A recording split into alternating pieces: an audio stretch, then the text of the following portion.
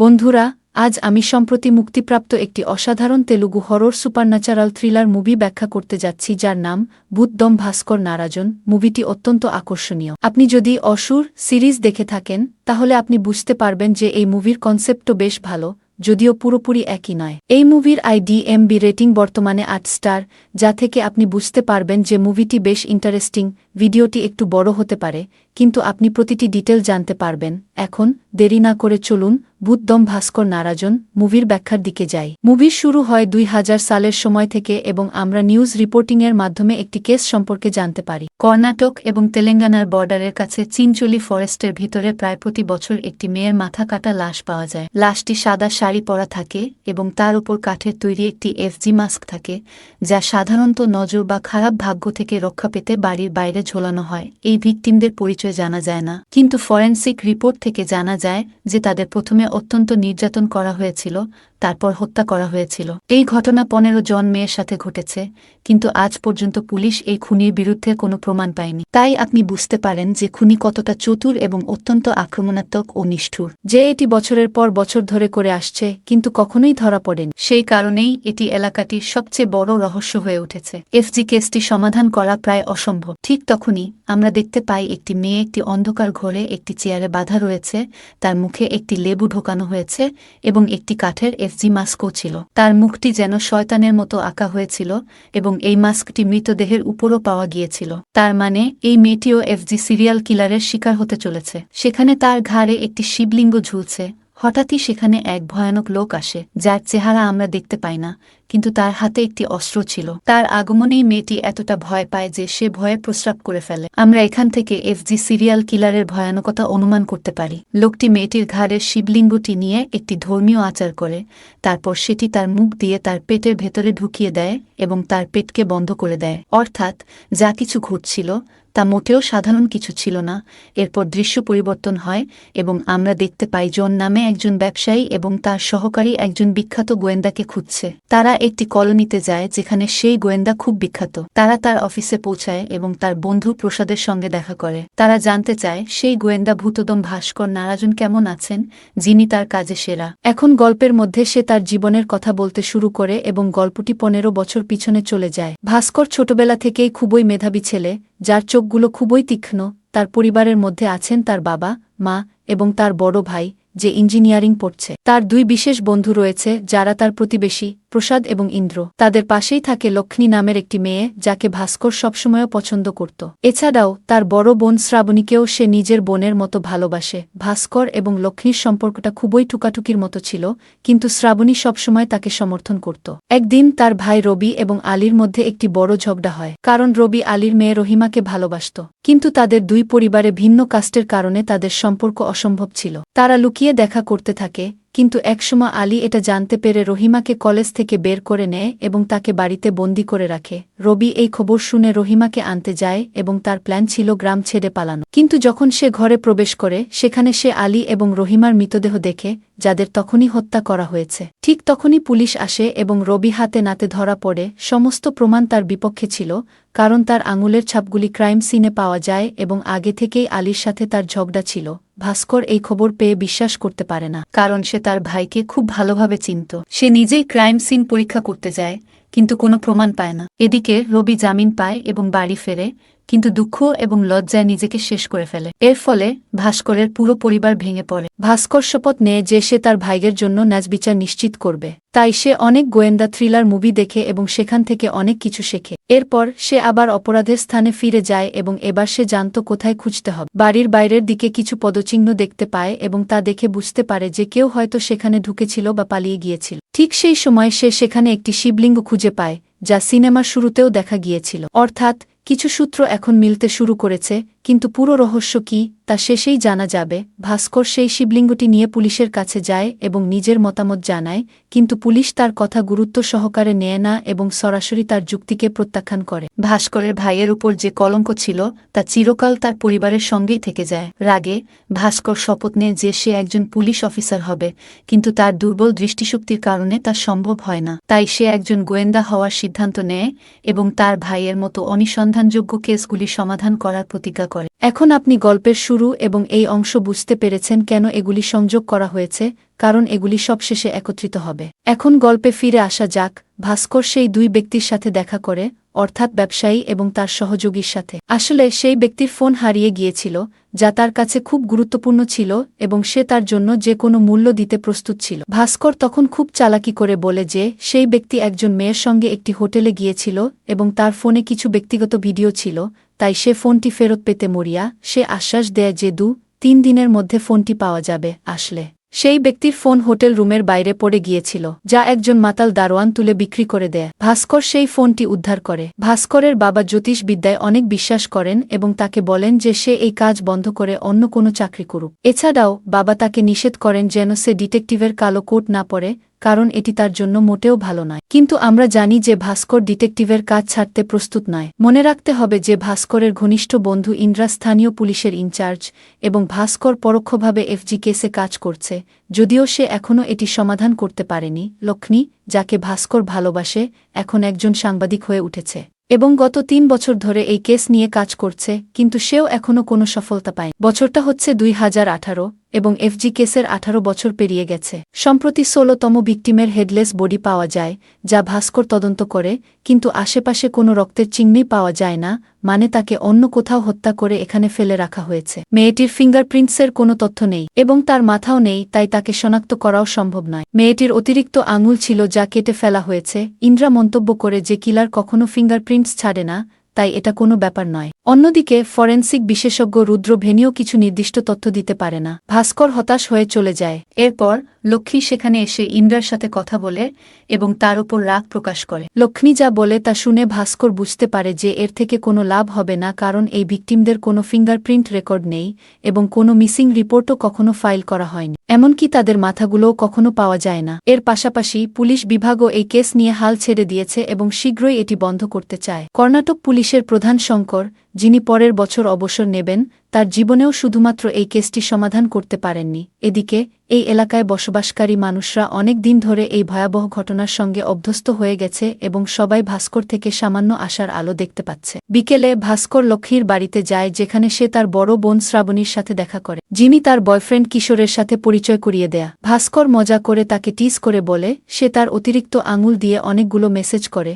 পরের দিন ভাস্কর পুলিশ স্টেশনে কেসটি নিয়ে কথা বলছিল, কিন্তু কোনো ক্লু পাওয়া যাচ্ছিল না। তখন সেখানে একজন গোর্খা আসে, যিনি মদ খেয়ে হইচই করছিলেন। ইন্দ্রা বলে তার প্রেমিকা 6 বছর আগে নেপালে নিখোঁজ হয়েছিল এবং সে এখানে এসে রিপোর্ট লিখিয়েছে। তার প্রেমিকা একজন মেয়ে নয়, বরং একজন ট্রান্সজেন্ডার। কিছুক্ষণ পর জঙ্গলের মধ্যে থেকে আরও একটি হেডলেস বডি পাওয়া যায়। শঙ্কর, ইন্দ্রা, লক্ষ্মী, প্রসাদ এবং ভাস্কর সেটি তদন্ত করতে যায়, কিন্তু আবারও কোনো ক্লু পাওয়া যায় না। এইবার বডির ফিঙ্গারপ্রিন্টসও মুছে ফেলা হয়েছে। তবে ভাস্কর খেয়াল করে যে সেই বডিরও অতিরিক্ত আঙুল কেটে ফেলা হয়েছে এবং তার পায়ে পুরনো আঘাতের দাগ রয়েছে। পরে ভাস্কর যখন ওই লাশের শরীরের ডিএনএ রিপোর্ট দেখে, তখন শোকিংভাবে জানায় এটি আসলে শ্রাবণীর দেহ, অর্থাৎ লক্ষ্মীর বড় বোনের। এই খবর শোনার পর দুই পরিবার সহ সবাই ভয় পেয়ে যায় এবং লক্ষ্মী পুরোপুরি ভেঙে পড়ে, মানসিকভাবে বিপর্যস্ত হয়ে যায়। এদিকে কিশোরকে জিজ্ঞাসাবাদ করা হয়। সে জানায় শ্রাবণী হায়দ্রাবাদের একটি কলেজে পড়াশোনা করত এবং হোস্টেলে থাকত, কিন্তু প্রতিটি সপ্তাহান্তে সে বাড়ি যেত।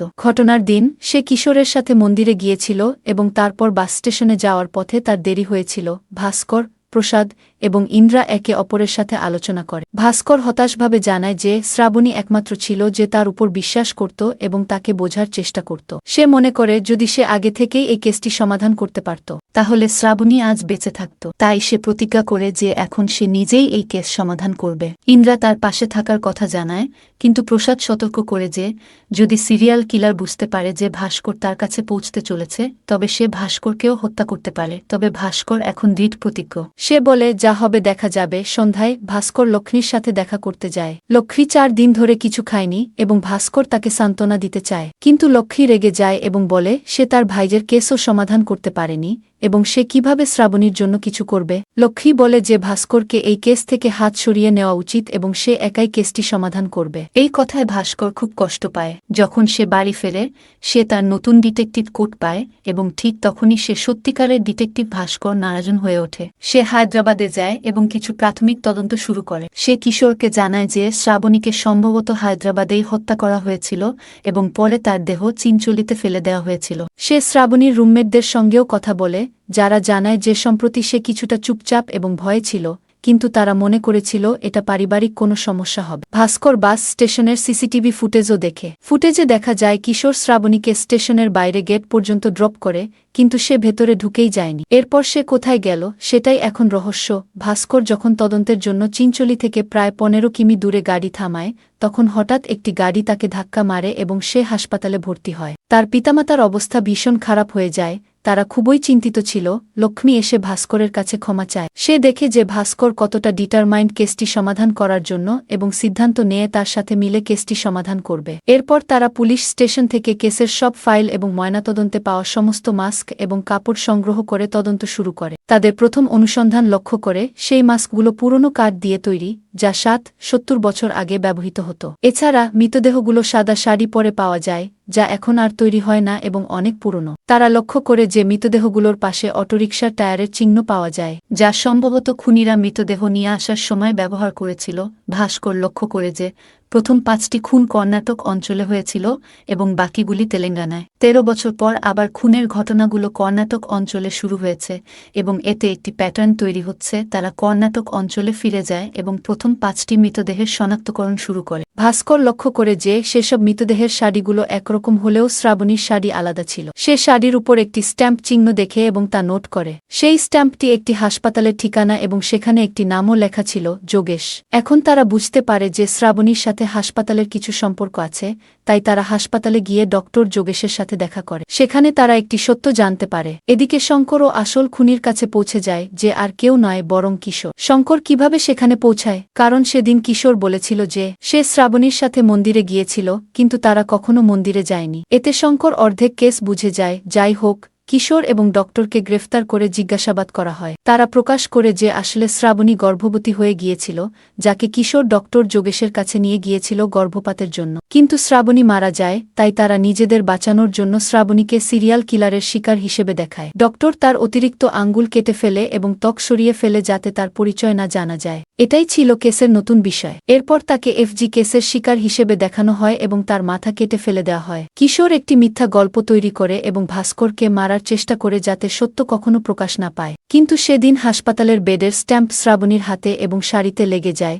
যার ফলে ভাস্কর যোগেশের কাছে পৌঁছে যায়। এখন ইন্দিরা শঙ্করকে জিজ্ঞাসা করে কিভাবে তারা বুঝতে পেরেছিল যে এটি সিরিয়াল কিলারের কাজ নয়। শঙ্কর বলে যে আসল কিলার সবকিছু একইভাবে করে, তার দেহগুলি সবসময় পূর্বমুখী থাকে এবং তাদের উপর কাঠের এফজি থাকে। কিন্তু শ্রাবণীর উপর প্লাস্টিকের মাস্ক ছিল এবং সবচেয়ে বড় কথা, সে সবসময় এমন মেয়েদের মারে যাদের আঙ্গুলের ছাপ রেকর্ডে নেই। এই সমস্ত ভুল কিশোর এবং ডক্টর করে ফেলেছিল। এই সত্য জানার পর লক্ষ্মী খুব কষ্ট পায় এবং ভাস্কর রেগে যায়। তবে শ্রাবণীর মৃতদেহ তার প্যাটার্ন লাইনের মধ্যে থাকলেও পুরোপুরি সঠিকভাবে স্থাপন করা হয়। এখন ভাস্কর এই সমস্ত বিষয়ে চিন্তা করতে থাকে। তার মনে পড়ে যে শ্রাবণীর আগের যে দেহটি পাওয়া গিয়েছিল তার অতিরিক্ত 2টি আঙুল ছিল এবং তার মনে পড়ে যে জন যেই মেয়েটির সাথে হোটেলে গিয়েছিল সেই ভিডিওতে 12টি আঙুল দেখা গিয়েছিল। আবার ভিডিওটি পরীক্ষা করে ভাস্কর বুঝতে পারে যে সেই মহিলার সত্যিই 12টি আঙুল ছিল, মানে সেই মহিলাই এফজি কেসের সাম্প্রতিক ভুক্তভোগী। এখন ভাস্কর তার গলায় একটি লিঙ্গমের লকেট দেখতে পায়, যা সে বহু বছর আগে আলীর বাড়িতে দেখেছিল।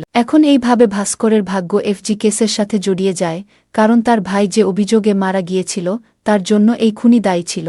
এখন ভাস্করকে এই কেসটি সমাধান করে যেভাবেই হোক এই খুনিকে ধরতে হবে, কারণ তার বড় ভাই মারা গিয়েছিল এবং যাকে সে তার বড় বোনের মতো মনে করত সেও মারা গেছে। এরপর আমরা সেই খুনিকে দেখি, যার মুখ আমাদের এখনও দেখানো হয় না, তবে সে লম্বাচোড়া, বড় বড় চুল এবং কালো চামড়ার একজন ভয়ঙ্কর মানুষ, যাকে মনে হয় যেন একেবারে দানব বা অসুর। সে এখন তার পরবর্তী শিকার নিয়ে শুরু করে, যেমনটা সে শুরুতে মেয়েটির সাথে করেছিল। সে মাথাটি কেটে একটি কালো জাদুর জন্য ব্যবহার করে এবং শরীরটিকে একটি সিন্দুকে রাখে। এরপর ভাস্কর তার দলের সাথে জনের বাড়িতে যায় এবং তাকে জিজ্ঞাসাবাদ করে। জন জানায় যে সে হোটেলে গিয়েছিল, যেখানে একটি বোরখায় ঢাকা মেয়ে তার রুমে আসে এবং কিছুক্ষণ পর আরও একটি বোরখা পরা মেয়ে আসে এবং প্রথম মেয়েটিকে নিয়ে চলে যায় এখন তারা ওয়াচম্যানের সাথে কথা বলে এবং সে নিশ্চিত করে যে মেয়েটি আসলে একজন ট্রান্সজেন্ডার ছিল এবং তাকে নিয়ে যাওয়া মেয়েটি একটি গ্রে হোন্ডা নিয়ে এসেছিল। ভাস্কর সেই গাড়িটিকে শনাক্ত করার চেষ্টা করে, এলাকা খুঁজতে থাকে, কিন্তু সেই এলাকায় সিসিটিভি ছিল না, তাই গাড়িটি খুঁজে পাওয়া প্রায় অসম্ভব ছিল। তখন ভাস্কর ভাবে যাকে তারা মেয়ে বলে মনে করছিল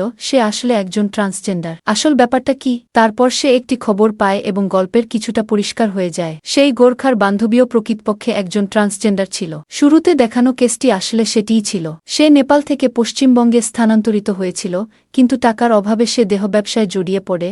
একদিন সে এখানে আসে এবং তারপর থেকে নিখোঁজ হয়ে যায়। সম্ভবত সেও সেই সিরিয়াল কিলারের শিকার হয়েছে। এই খুনি প্রকৃতপক্ষে দেহ ব্যবসায়ী বা ট্রান্সজেন্ডারদের টার্গেট করে, কারণ তাদের কোনো রেকর্ড থাকে না। পরিবার আগে থেকেই তাদের ত্যাগ করে দেয়। সে তাদের খুন করে না, বরং তাদের বলি দেয়। সে তাদের অতিরিক্ত আঙুলগুলো কেটে ফেলে, কারণ বলির সময় সবকিছু নিখুঁত হতে হয়। এটি আরও পরিষ্কার হয়ে যায় যে এই হামলা ও খুনের ঘটনাগুলি ভুল পথে পরিচালনার জন্য ছিল, যাতে পুলিশ নিখোঁজ মেয়েদের অনুসরণ করতে থাকে এবং ট্রান্সজেন্ডারদের দিকে খেয়াল না করে। খুনি নিরাপদ থাকে কারণ এই কারণে তারা কোনো মিসিং রিপোর্টের সাথে সম্পর্কিত থাকে না। 13 বছর আগে কর্ণাটকে একজন ডাক্তার তাদের ময়নাতদন্ত করতেন। তার মৃত্যুর পর এখন ডক্টর নাটরাজ বিশেষভাবে ময়নাতদন্ত করেন, কিন্তু কোনো অ্যাসিস্ট্যান্ট আসতে দেয় না এবং সঙ্গে সঙ্গেই দেহটি পুড়িয়ে দেয় যাতে প্রমাণ মুছে ফেলা যায়। ভাস্কর এবং পুলিশ টিম নাটরাজের বাড়িতে যায় এবং সেখানে একজনকে পালাতে দেখে, কিন্তু ধরা যায় না। পরে জানা যায় ডাক্তার নিজের জীবন শেষ করেছে এবং সমস্ত প্রমাণ ধ্বংস করেছে। এরপর তারা তার উপাসনাস্থলে একটি কালো জাদু অনুষ্ঠান ও অসুর বন্দনার প্রস্তুতি দেখতে পায়।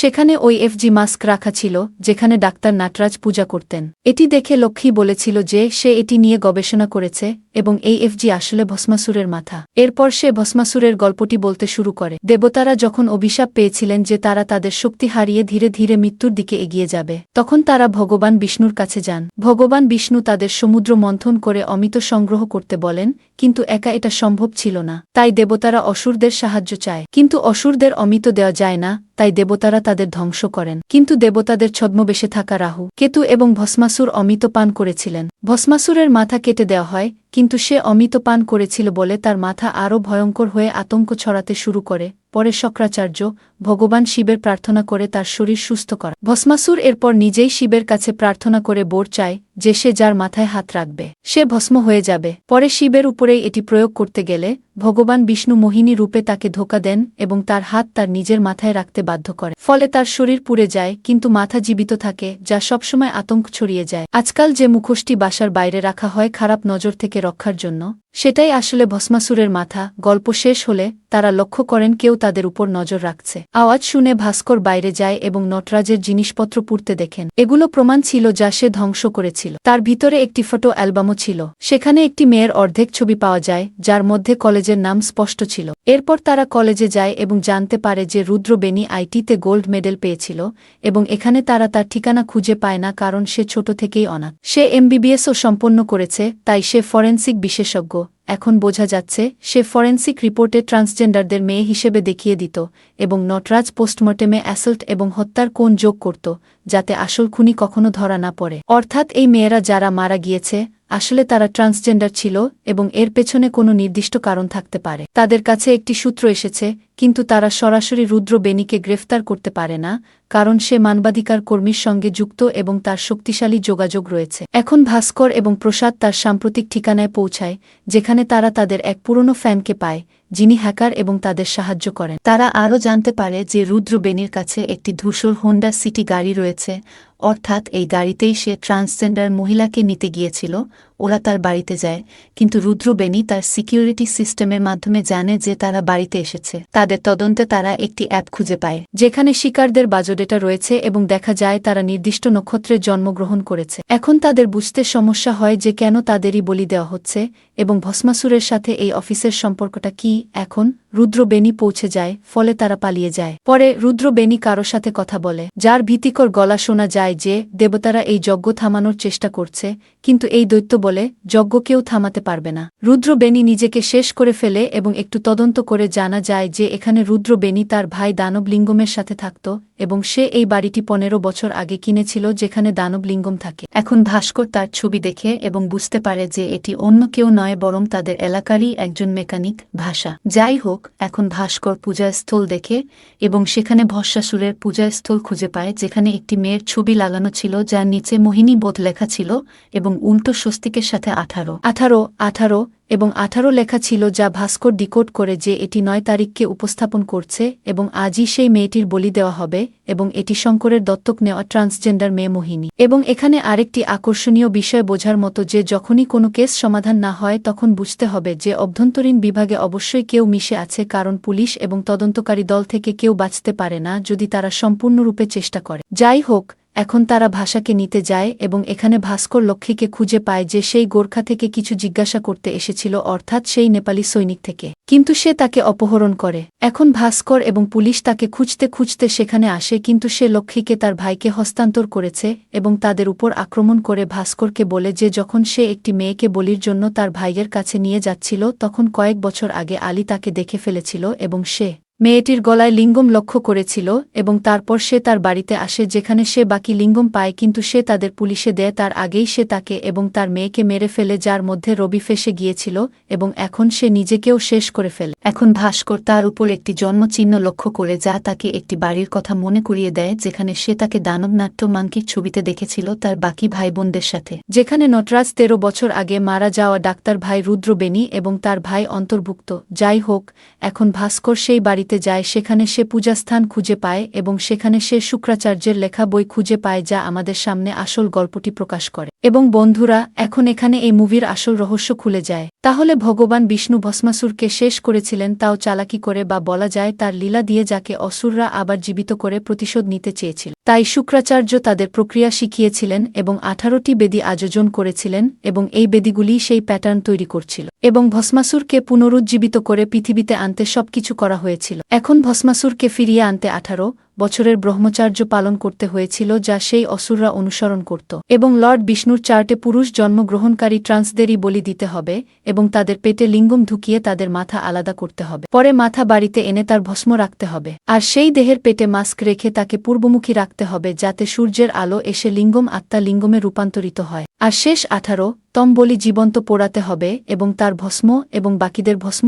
একত্রিত করে নবমাসের শিশুর মতো পুতুল তৈরি করতে হবে এবং তাকে আত্মা লিঙ্গমের সার্কেলে রাখতে হবে যাতে ভস্মাসুর অবশেষে পুনর্জন্ম নিয়ে আবার অসুরদের ফিরিয়ে আনতে পারে। এবং লিঙ্গম দরকার হলে নটরাজ তাদের মরদেহের পোস্টমর্টেমের নামে পেট থেকে তুলে নিত। এই জিনিসটি এখনও শুরু হয়নি, প্রজন্ম ধরে চলমান রয়েছে এবং দেবতা সবসময় এটি থামিয়ে দিতেন, যা অন্য কিছু নয় বরং মানবীয় রূপের মধ্যে রয়েছে। এখন দেখুন, রুদ্র বেনি, নটরাজ, ভাস এবং এই সব অসুর ভাই বোনরা সবসময় পুনর্জন্ম নিত এবং এই জিনিসগুলি সম্পূর্ণ করার চেষ্টা করত এবং যদি তারা ব্যর্থ হতো তবে সবসময় নিজেদের বলিদান করে পরবর্তী জীবনে আবার শুরু করত। তাদের নাম বিভিন্ন হতে পারে, কিন্তু এগুলো সবই অসুর ছিল যারা তাদের প্রধান তথা ভস্মাসুরকে পুনর্জন্ম দিতে চেয়েছিল যাতে পৃথিবীতে আবার অসুরদের রাজত্ব চলে আসে। এখন ভাস্করকে এখানে যে নট বা দলের ফটোটি মিলেছিল সেখান থেকে তাকে একটি ঠিকানাও পাওয়া যায় যেখানে এই সমস্ত কিছু ঘটে এবং সবচেয়ে বড় বলি দিতে চলেছে এই অসুর ভাই, যা অন্য কেউ নয় বরং শঙ্কর নিজেই, যিনি পুলিশে ছিলেন এবং শেষ রিচুয়াল এবং শেষ বলি দেওয়ার জন্য নিজেকে প্রস্তুত করছিলেন। তাই সবাই বলছিল যে তিনি শীঘ্রই অবসর নেবেন কারণ এই মামলায় তিনি একেবারে বিরক্ত হয়ে পড়েছিলেন, কিন্তু আসলে তিনি নিজেই ছিলেন যিনি এই সমস্ত কিছু করছিলেন এবং যেমনটা আমি বলেছিলাম, পুলিশের সাহায্য ছাড়া কোনো হত্যাকারী বাঁচতে পারবে না। যাই হোক, এখন ভাস্কর, যিনি দেবের পুনর্জন্ম, সেই ঠিকানায় যেতে শুরু করেন এবং সেখানে শঙ্কর নিজেকে ভস্মাসুরের রূপে তৈরি করে রিচুয়াল শুরু করেন এবং ওই বেদিগুলো থেকে যে প্যাটার্ন গঠিত হচ্ছিল তা আসলে একটি শিবলিঙ্গ ছিল, অর্থাৎ যে শিবজি থেকে ভস্মাসুর বর চেয়েছিলেন। এই লোকেরা তাদেরই পূজা করে সেই রিচুয়াল করে ভস্মাসুরকে আবার জীবিত করতে চাইছিল। যাই হোক, এতক্ষণে ভাস্কর সেখানে পৌঁছে যান যেখানে তিনি ভয়ঙ্কর বৃহদাকার রিচুয়াল করতে থাকা শঙ্করকে দেখতে পান, যাকে তিনি থামান এবং লক্ষ্মীর ব্যাপারে জিজ্ঞাসা করেন। এখানে আপনি ভাবছেন কেন শঙ্কর তার ভাই সেই গোর্খার কাছ থেকে লক্ষ্মীকে অপহরণ করিয়েছিল? শঙ্কর জানান যে তিনি তাকে তার আদিম চাহিদা বা লাস্ট মিটানোর জন্য বন্দী করেছিলেন কারণ তিনি 18 বছরের নিয়ম অনুসরণ করেছিলেন এবং এখন তিনি ভাস্করকে পিটিয়ে মোহিনীর বলি দিতে যাচ্ছেন, অর্থাৎ নিজের মেয়ে বা বলা যায় মুখ বলি মেয়ে, এবং এটি একদম এমন হয়েছে যেভাবে একটি ছাগল পালন করা হয়, ঠিক সেইরকমই ঘটছে। যাই হোক, ভাস্কর তাকে শারীরিকভাবে লড়াই করে থামাতে পারে না। রিচুয়াল সম্পূর্ণ হয় এবং এখন এখানে হাতগুলি শেষ হওয়ায় রিচুয়ালও শেষ হয়েছে। এটি দেখে ভাস্কর খুবই উদ্বিগ্ন হয়, তখন তাই তিনি ওই হাড়ের কলসিটিকেই জ্বলে ফেলে দেয়। এটা দেখে শঙ্কর তার অসুর ভাই বোনদের কাছে ভস্মাসুরের কাছে ক্ষমা চায় এবং নিজে আগুনে ঝাঁপিয়ে পড়ে যাতে সে পরবর্তী জন্মে তার অসুর যজ্ঞ সম্পন্ন করতে পারে। এখানে এই সমস্ত কিছু প্রতীকী মনে হয়। আমার মনে হয় শঙ্কর এবং এই সমস্ত লোকেরা মানসিকভাবে খুব খারাপ অবস্থায় ছিল। তাদের মানসিক স্বাস্থ্য একেবারেই ঠিক ছিল না, যার ফলে তারা এই সমস্ত কিছু করছিল। কিন্তু অবশেষে এত বছর পর মামলাটি সমাধান হয়েছিল, অর্থাৎ এফজি মামলাটি সমাধান হয়ে যায় এবং তার ভাইকেও তিনি ন্যায় বিচার দেন, যা দেখে সবাই খুব খুশি হয়। কিন্তু একদিন ভাস্করের কাছে একটি কল আসে, যেখানে একটি ভয়ঙ্কর কণ্ঠ বলে যে অসুর যজ্ঞ শুরু হয়ে গেছে, এবং তারপর আমরা দেখি যে সেই পরিবারের ছবির ভিতরে একটি ছোট বাচ্চা ছিল, যা কেউ লক্ষ্য করেনি, অর্থাৎ সে এখানেই এই যজ্ঞটি করবে, এবং বুম, এর সঙ্গে এই সিনেমাটি শেষ হয়। তো বন্ধুরা, এটি ছিল ভূতদম ভাস্কর নারায়ণ চলচ্চিত্রের গল্প। আশা করি আপনাদের ভালো লেগেছে। এখানে যে অসুর সিরিজটি এসেছে তা বেশ মিলে যায়, অন্তত এখানে যে ধারণাটি রয়েছে তা বেশ মিল রয়েছে। বাকিটা আপনাদের মতামত জানাতে হবে যে সিনেমাটি এবং ব্যাখ্যাটি কেমন লেগেছে। আমার কাছে সিনেমাটি বেশ চমৎকার লেগেছে। ভিডিওটি ভালো লেগে থাকলে লাইক করবেন, নতুন হলে চ্যানেলটি সাবস্ক্রাইব করবেন এবং এমনই অসাধারণ কন্টেন্টের জন্য মন্তব্য করে অবশ্যই জানাবেন। পরবর্তী ভিডিওতে আবারও দেখা হবে। ততক্ষণ পর্যন্ত বিদায়।